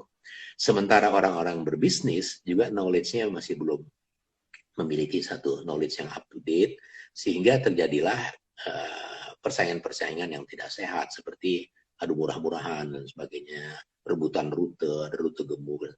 Semua ini cerminan ya dari yang saya katakan sejak awal bahwa memang pengetahuan di dunia aja orang masih kurang ya, orang-orang ahlinya tentang penerbangan ini, ahlinya tentang mengelola wilayah udara nasional, ahlinya mengenai mengelola secara komersial penerbangan sipil. Jadi ini tantangan berat. Education and training, research and development, dan think tank. Saya kira itu tiga hal yang harus kita. Jadi perlu Pak ya, ada lembaga lagi seperti Depanri itu dihidupkan lagi, perlu ya Pak ya? Sangat perlu ya, saya pikir sangat dan perlu. Itu supaya kebijakan yang nanti yang itu bisa pemerintah atau bagaimana itu? Ya itu institusi pemerintah, ya, non departemen ya. Karena memikirkan tentang air and space itu, memikirkan tentang penerbangan itu, tidak cukup orang hanya memikirkan tentang penerbangan sipil, karena ada penerbangan yang bukan sipil di situ. Ada faktor-faktor penerbangan, pengelolaan wilayah udara kedaulatan dengan kegiatan penerbangan dalam konteks prosperity dan juga dalam konteks national security. Bagaimana dalam konteks kita untuk mensejahterakan masyarakat banyak, tetapi harus balance dengan bagaimana kegiatan-kegiatan pertahanan keamanan negara. Nah, hal-hal ini seperti ini kemudian yang menjadi rancu. Pernah dengar kan, wah Cengkareng meludak, bubar, amburadul nggak keruanan, delay sampai 12 jam, terus pindahin aja ke Halim, pindah ke Halim. Tapi sekarang udah ada runway 3 tuh Pak. Nah, runway 3 yang nggak bisa dipakai sebetulnya ya. Nanti kita bisa bicara banyak runway 3. Jadi masih banyak yang bisa dibicarakan Pak ya. Ya banyak sekali. Tapi sekali lagi, pembicara-pembicara ini, kita tidak harus kemudian menyalahkan siapa-siapa. Kita harus menginventarisir ini, kemudian mencari solusi bersama, dan ini kita mau punya tanggung jawab bersama untuk sama-sama melangkah. Perlu ada sinergi, Pak ya? Harus, saya kira harus. Kita harus, yang penting di sini platformnya, kita harus berpikir positif. Itu dulu. Baik, Pak Cepi, terima kasih banyak atas masukan-masukan yang sangat berharga dari Bapak ini. Semoga bermanfaat untuk kita semua dan juga untuk negara. Terakhir Pak, ini karena waktunya nanti kalau tidak di stop ini kita bisa lama sekali. Pembicaraan kita bisa lama sekali gitu, kasihan nanti Pak Cepi untuk mau istirahat juga. Mungkin Pak, yang terakhir dari Bapak ini kan sering mengatakan ya bahwa ya tepatnya mungkin nanti kalimatnya dari Bapak itu yang paling tahu, bahwa nenek moyang kita itu orang pelaut, tapi cucu dan cicit kita ini insan dirgantara. Jadi sebenarnya pesan-pesan yang apa yang ingin Bapak sampaikan kepada generasi muda ini, Pak Cepi? Saya sampaikan tadi, kembali dari awal tadi, saya mengakhiri juga dengan yang awal tadi. Kalau kita bicara tentang daratan, kita sudah selesai, kita tahu sampai di mana limitnya. Perairan juga begitu. Tapi udara kita belum tahu di mana batasnya. Artinya adalah air and space is our future. itu adalah masa depan kita. Sekarang kan orang sudah berlomba-lomba bagaimana mengatur ruang udara, mengatur ruang angkasa, mengatur angkasa luar. Ya. Tahun lalu saya diajak oleh Profesor Supancana ke Leiden, itu ada seminar, ada workshop di sana. Itu tentang mereka sudah mulai mengkapling-kapling ruang angkasa luar, ya, untuk negara-negara apabila mereka mengadakan eksploitasi di sana. Jadi bukan settlement lagi ya, bukan hanya settlement lagi ya, bukan hanya tempat bermukim manusia nantinya yang diriset, malahan mengeksplor angkasa luar itu sudah dipikirkan. Malah Donald Trump sudah membuat angkatan angkasa luar. Jadi ada angkatan laut, angkatan udara. Ini angkatan angkasa luar. Artinya adalah that's our future. Air and space is our future. Jadi pesan yang ingin saya sampaikan di situ bahwa nenek moyangku orang pelaut, anak cucuku insan dirgantara. Anak cucu insan dirgantara, Pak. Dirgantara adalah masa depan kita. Kita tidak bisa, kalau dunia ini udah penuh, air ini udah penuh, orang mau kemana? Ya? Nggak ada lagi air and space, Pak. That's our future. Jadi itu yang saya maksud. Oke, Pak Cepi, terima kasih kesempatannya menjadi narasumber spesial nih di program Air Talk, Airspace Review, Airman Radio, dan teman-teman dari militer udara. Semoga kembali lagi, semoga bermanfaat untuk kita semua dan membawa berkah. Terima kasih Pak Cepi. Sampai jumpa, kita ketemu di diskusi dan pembahasan mengenai kedirgantaraan yang di waktu berikutnya. Selamat malam Pak Cepi. Assalamualaikum warahmatullahi wabarakatuh. Terima kasih, salam sehat. Terima kasih. Oke.